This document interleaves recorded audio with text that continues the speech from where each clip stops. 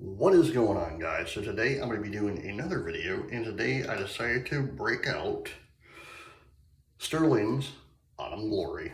I'm also breaking out the collapsible bowl, and I'm gonna put a little bit of frost drops in it. Hopefully, I might have to buy a new one of these because I think it might be out.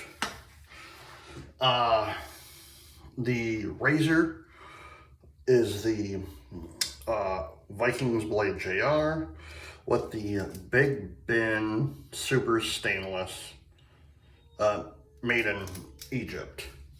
The brush, the Goodline Grooming Company from CVS, and of course, if I nick myself, Gentleman John is on standby. Let me get my face wet.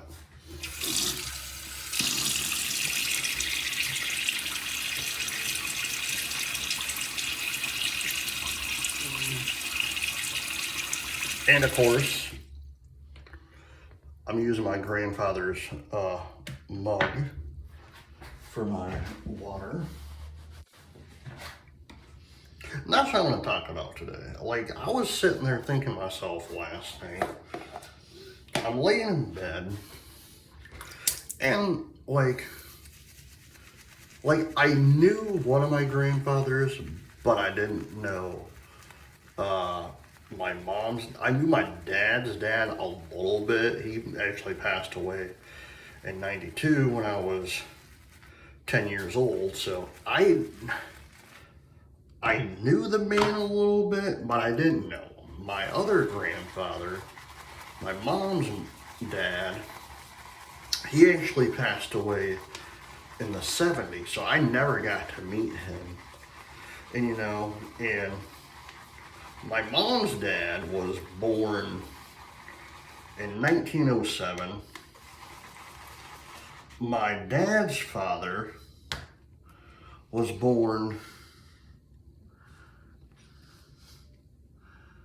a year later in 1908. So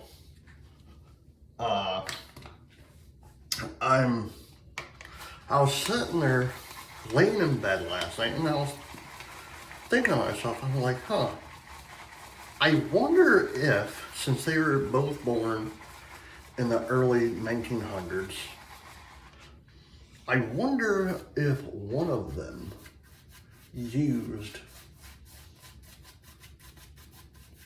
a safety razor while growing up, for shaving, because now my mom's dad, he was a tobacco farmer in Kentucky. They lived on, it was called the mountain, but it was like this big old hill. I've been to it like a few times, but like, he was a tobacco farmer. And the funny thing is, I'll ask my mom, like, several times, I'll ask her, I'm like, so, like, what did he do? Blah, blah, blah. Since I didn't know the man. Like, she's the only lifeline that I know for him, so I barely know anything about him. I'm like one of the last grandchildren of him. There's my brother, myself, and our cousin, who all were born in the 80s. So we didn't get to know him or our grandmother. So, like, hearing stories of him, and last night thinking of him, and my other grandfather, my other grandfather, my dad's dad, he actually, he had a job which was pretty freaking amazing. He actually owned his own company. he owned his own sawmill. So, and the last time I visited my dad, he gave me a lot of stuff. And first pass. And the first thing I seen, man, this thing sheds like a freaking, I wonder why I don't like using this brush. But my dad's dad, like I said, he actually owned a sawmill back in Michigan, which is pretty cool because I didn't know that. I knew it, but I didn't know it. You know, I heard stories from my dad and my aunt, and I thought it was pretty cool. Like, I own like papers of his now. Like you know when you go to a business and they have like I don't want to say ledgers, but I own like ledgers of his, like several of them. So that's pretty cool. But going back to my grandfather's, like last night I was laying in bed and I was wondering to myself, I wonder if they ever used any double-edged razors.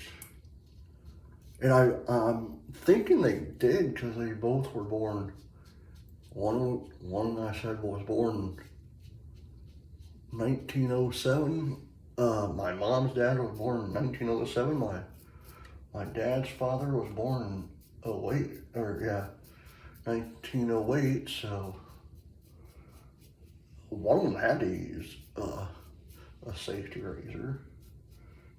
And I wonder if, since my grandfather, my mom's, and this is how I differentiate both my grandparents. You know, like when I talk about my mom's dad, I'll even say to her, I'm like, your father, you know, since I didn't know him. Yeah, he's my grandfather and all, but I didn't know the guy. Never met him, never knew anything about him, except stories people told me. You know, I wish I met the guy. He seems like a very nice man.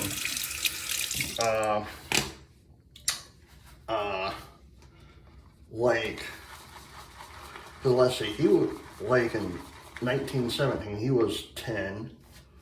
So in 27, he was 20. So in 25,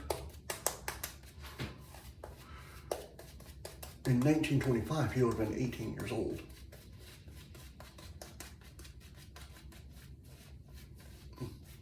And a year later, my dad's father would have been 18 in 1926. So I've always wondered if one of them used a double-edged razor. Second pass.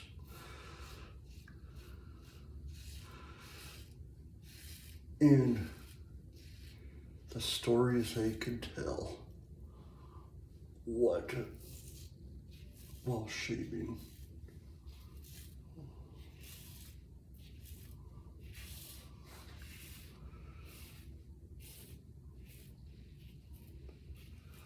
Because it got me thinking, because last night I was actually watching stuff about the Titanic, and I was like, man, I wonder if my grandfathers used double-edged razors. You know, because since they're in that time frame of, they're like both 3 or 4 when the Titanic went down, you know. That's what got me thinking about the double-edged razors in my grandfather's, you know, like, especially since I'm older now, and it's like, since I didn't get to meet my one grandfather, my one grandfather actually, the one who was born '07, actually passed away on, my mom was telling me he actually passed away on Halloween night, like in 73 or 74. I want to say it was like, or 74 or 75. I think it was 74 or 75. So I never got to meet him.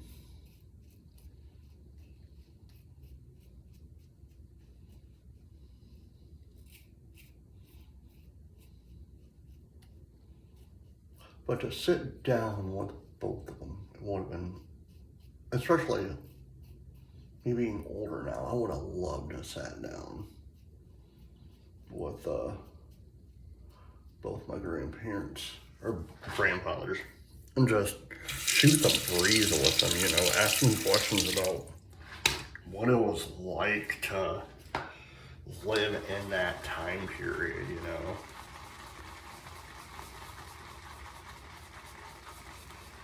Because that generation, man, like that generation is had been the most coolest generation ever. You had stuff coming of age, stuff being thought of while they were young. You had World War One. Then you had WW2, you know. They're only 9 and 10 when WW1 started, so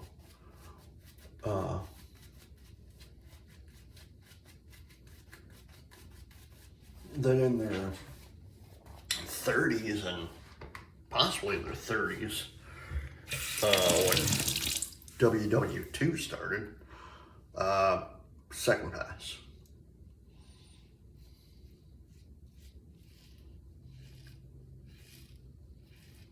You know, and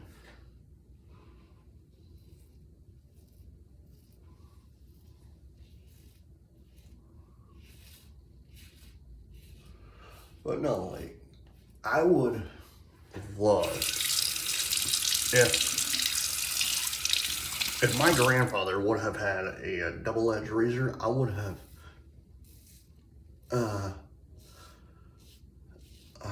tried to get it from someone, not to even use, just to have it in my collection,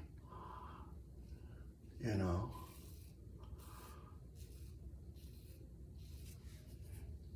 But I don't think anyone would have.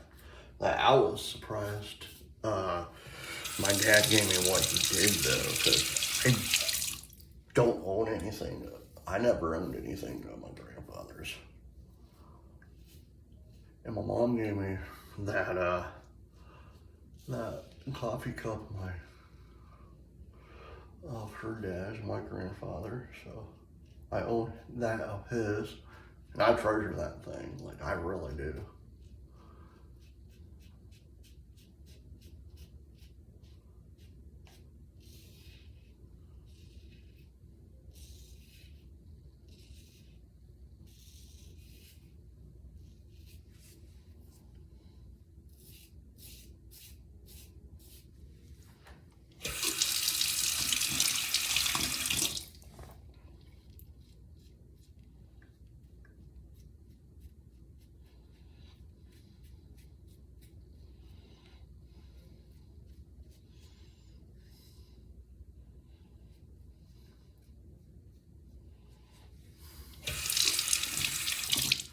But, you know, it's crazy to me that thinking back, you know, of that time period, especially knowing that my grandparents and grandmothers lived in that period. It's crazy knowing that it was a turbulent time, but it probably had been, because I would love if I could sit down with especially my dad's father, since he was a businessman.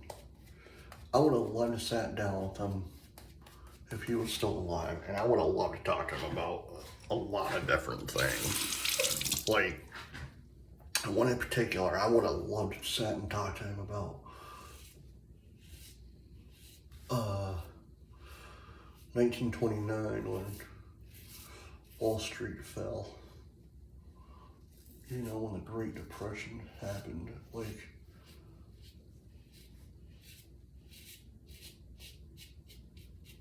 like now my wife's grandmother, she's still alive, so she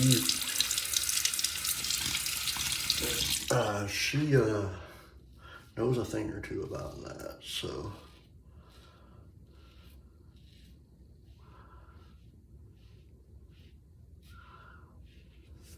But I don't ask her because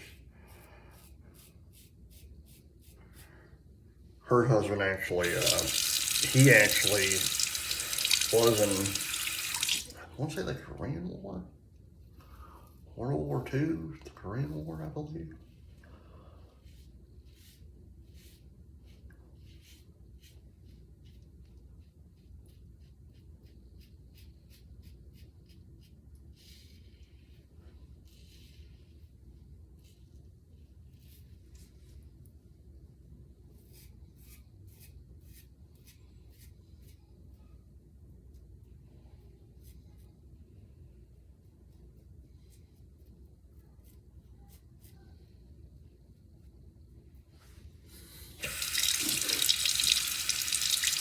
But it's one of those things that in my lifetime I don't think we'll ever get back.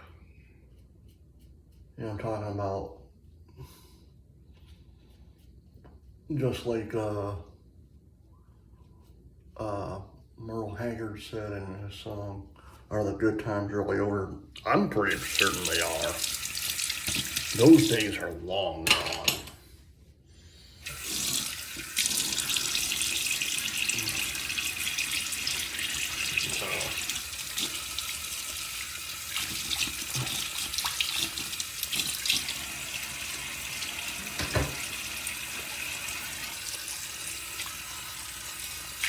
But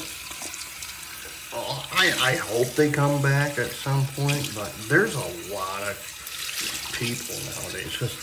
And I feel bad, there's a lot of people now in this era, you know, like, and I feel so bad. There's a lot of people that don't know history, you know.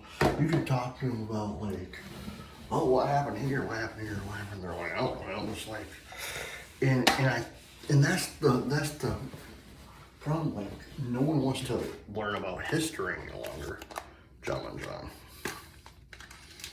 You know, and I think learning history, learning social studies, it should be a big part of anyone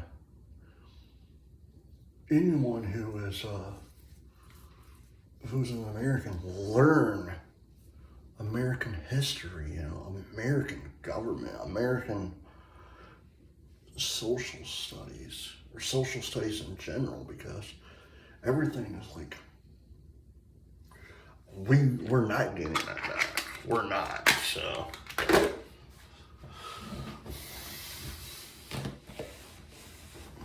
So yeah. Alright guys, I hope you enjoyed this video. Please hit the like button, subscribe button, and leave comments down below, and I will see you in the next video. Until then, happy shaping. Bye.